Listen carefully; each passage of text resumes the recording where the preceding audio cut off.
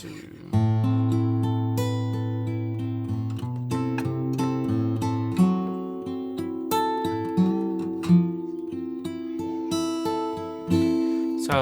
this riff is really good. I love playing this riff, and I just want to go through one or two theory concepts that make it sound so good. So the first chord is an A minor add 9 chord. Now, usually an A minor chord only has 3 notes, like a regular A minor. But our add 9 adds the 9th note of the A minor scale, okay, which is a B. So if the usual A minor would be an A note, C note, and an E. But the A minor add 9 adds this. We're going to call that the add 9. And this is going to be a B. Now, as you can see, the notes B and C are next to each other. B. So the reason why this chord has got so much tension inside it is because it's got these 2 notes which really clash. Especially when you play them in this voicing and in this voicing. But the one Dave Grohl uses is, which doesn't have a B and a C next to each other. It just has a C over here, which is an octave apart. So it still has that tension, but it's kind of more subtle tension than this A minor or this one, which has a B and a C right next to each other. So here, it still has a B and a C, but the B is an octave lower than the C is an octave lower than the B. Okay. Okay, so that's the first chord. It's like it's an unresolved chord, and that's a really nice place to start a song because it immediately has interest. Okay, but if I just played a normal A minor, it will just be like, now we're starting, but now it's like, we're starting at a point of tension, which is quite a unique place to start a song.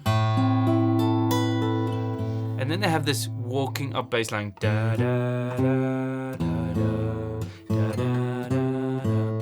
A very common thing to do if you think of that song from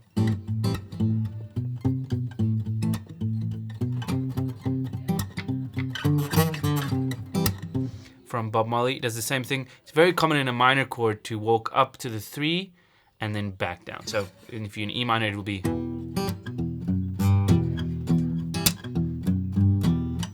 But in this rhythm, it's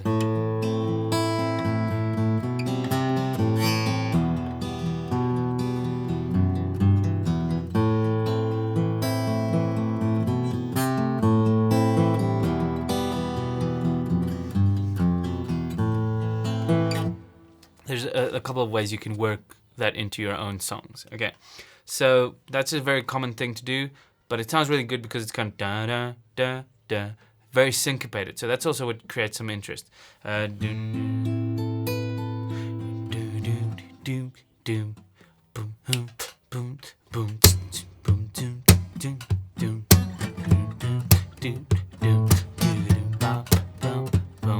that's also what makes it really unique, is because it's quite hard to play if you're still learning that part. Is kind of difficult to get your head around, to feel the beat of the song while playing those boom boom boom boom boom boom boom.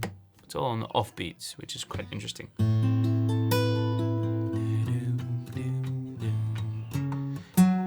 And this note is also on off beat. Now this note, F sharp. So this chord is an F sharp half diminished, okay?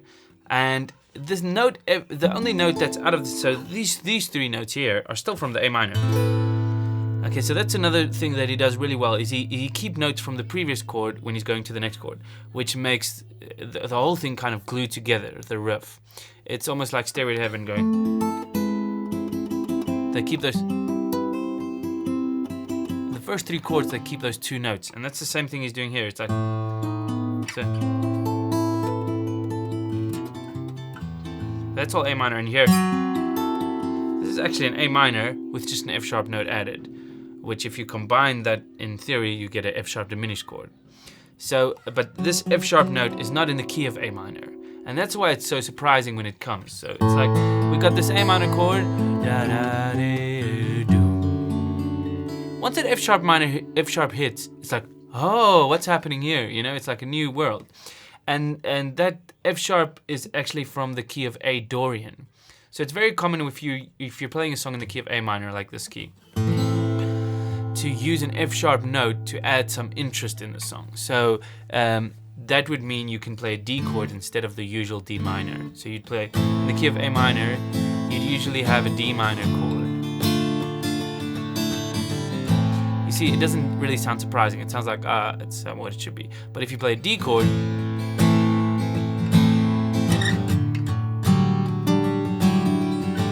you know, it's kind of like, and it's a very common thing that Pink Floyd does a lot, and I mean, all great bands really do that. It's using that the A Dorian scale when you're in the key of A minor. So temporarily going to A Dorian and then coming back. So A Dorian just kind of means it's the key of G actually, but with A as the center. But I would not really think of it like that. It's not that helpful. I would think of it as a separate scale, A Dorian. And that scale you can play like this. That's your normal minor scale, and then your minor scale would have had an F there, but it's going da da do da da da.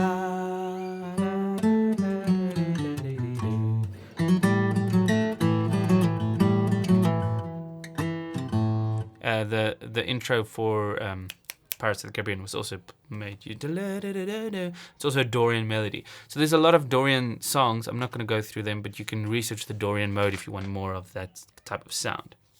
Okay, so then we go to F sharp. Now this chord is actually kind of,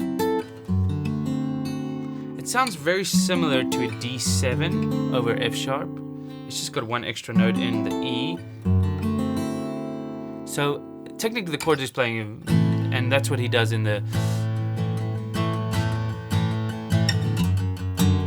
he's doing like a D over F sharp in the rest of the song when it's like really building up. And so this chord is just like a kind of a substitution for a D over F sharp chord. It's a D with the F sharp in the bass. So boom. This is the chordal structure going to a D to a F major 7. Now the F major 7, now we're back to the key of A minor, A natural minor. And because the F is not found in A Dorian. So it's like a temporary modulation or kind of borrowing chord from the key of A Dorian or the mode of A Dorian, and then kind of going back to the original key, which is the F chord, which then and funky thing. So here he's kind of dropping the bass, then just back one to get this beautiful chord shape, which is an F major 7. So the chord sequence is A minor 9, add 9, which is different than A minor 9,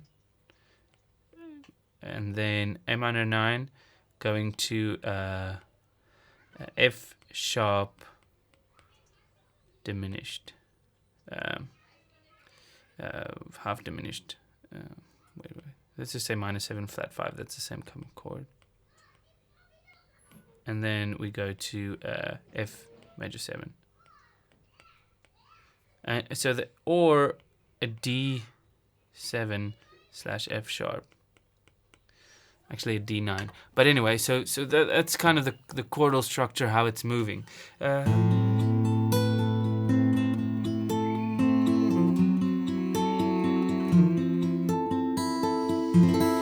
he's playing this open E string because it's part of the F major 7.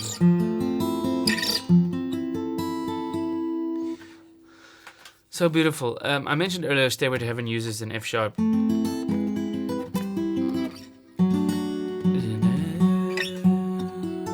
And it's also in the key of A minor. Also,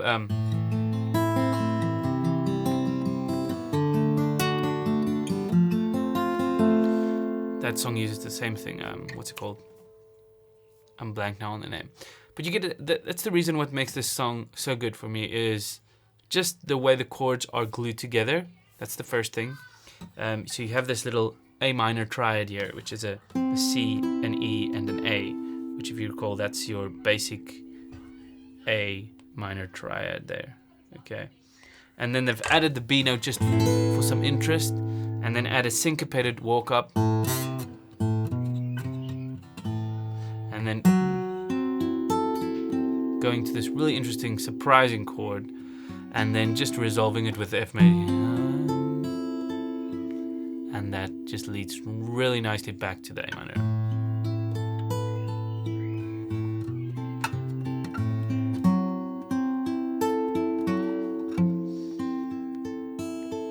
And you'll find oftentimes when they use an F sharp note, like a D chord that has got the F sharp in, they'll often resolve it to the F. Like,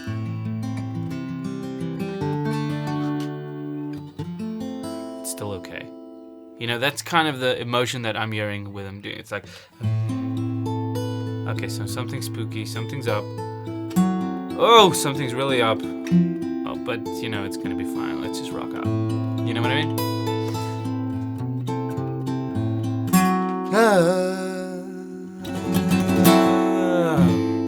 Okay, it's fine. You know what I mean? So it's kind of those emotions that's, the riff is kind of, has got something that it's saying already, without there being words or a band or anything. And that's really important. Okay. Cheers. My camera froze.